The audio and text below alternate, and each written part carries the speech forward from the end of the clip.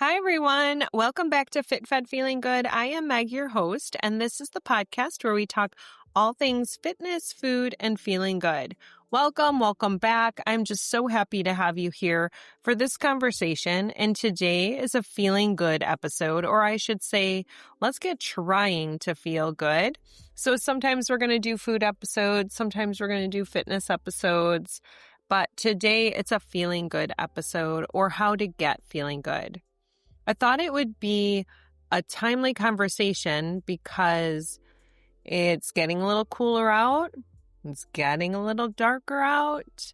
Sometimes we pull ourselves back in, stay in more. Maybe we don't interact with people as much. And the cold sets in, a little bit of dark. And I thought sometimes that can really affect our physical being and, of course, our mental well-being. And I wanted to talk about some ways that we can work through that. Maybe just a few ways of how we can still work through that winter. I mean, some people absolutely adore winter. I've always kind of loved the cold and the snow and the magic of winter. It's so beautiful. But I know a lot of people will say it hits them hard. Just, their body doesn't deal well with the cold, or you worry about slipping and all of that fitness part of it.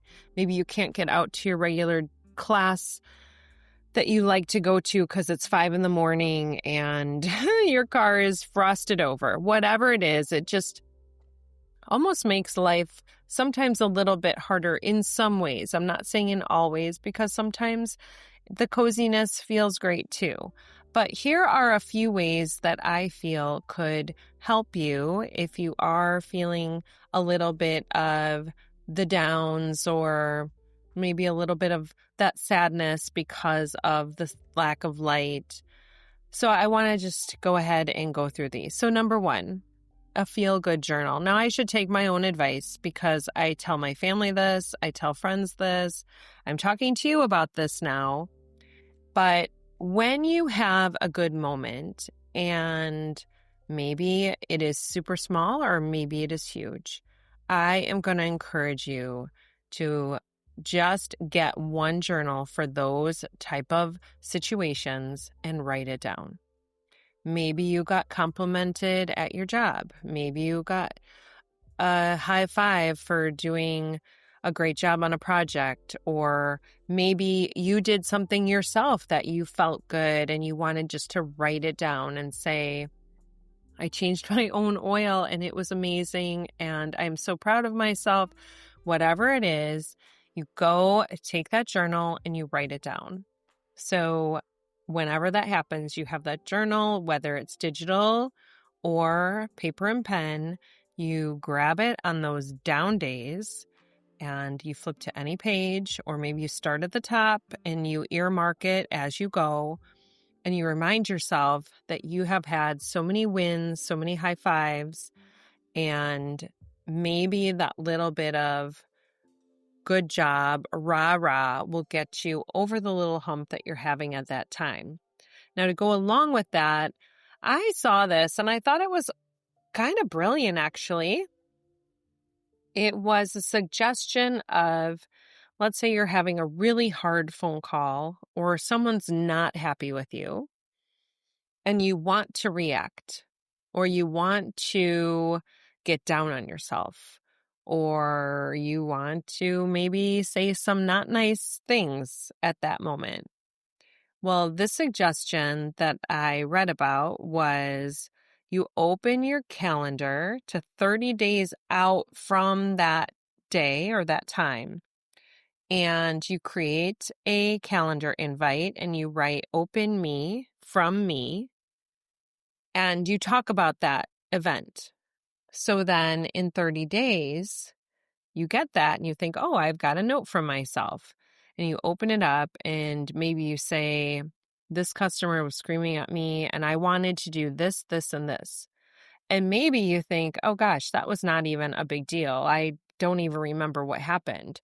So it kind of is a little pat on the back to say, you get through these things. And maybe it was a big deal. Maybe you thought, gosh, I really had to work through that. But then you see in 30 days that you did work through it. You found out ways, and maybe you can add some notes. So I just found that very helpful because I want to implement that myself about the 30 days out, because sometimes we need that buffer of time. We need that time to just take a breath and push it to the future.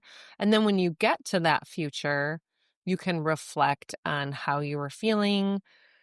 Maybe did you underreact, overreact, and take some notes on how to maybe address those situations going forward.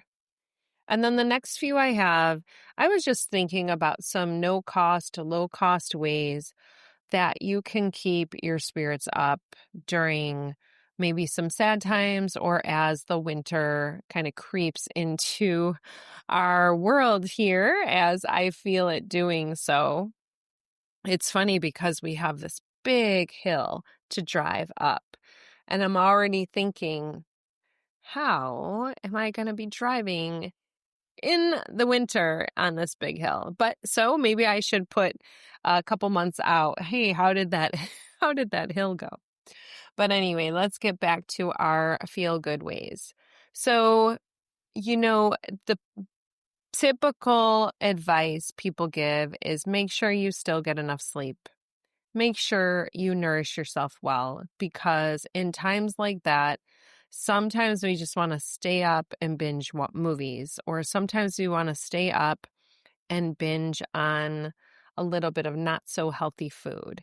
So if you can know that your body will react once it's fed well, once it's gotten its sleep, make that a priority for yourself, and then add in just some little things. Maybe if you have a bathtub, take a bath once a month. And then you can look forward to that. You can check it off. And in 1 or 2 baths, we'll be right back into creeping into spring. Or maybe you can start some little seedlings for a spring or summer garden and just kind of baby those, watch them grow, give them some love, and make it a little project. Or speaking of projects, maybe there's something you want to start. Maybe you want to take some time and learn how to, let's just use Canva. I am terrible at Canva. My partner is amazing at Canva. But maybe if you have some extra hours, you could spend and work on some projects. There are some free courses you can take. You can go on YouTube and learn about almost anything. Do you want to play the guitar? Do you want to learn a new language? Maybe this is actually a gift, getting into the little bit of cold and more time at home, little bit longer days because it's dark. Take advantage of YouTube University or LinkedIn or any of the companies. I think Canva does have some free tutorials you can watch, but there are a lot of fun projects you could probably start and maybe learn a little bit this winter. So I would encourage you to do that.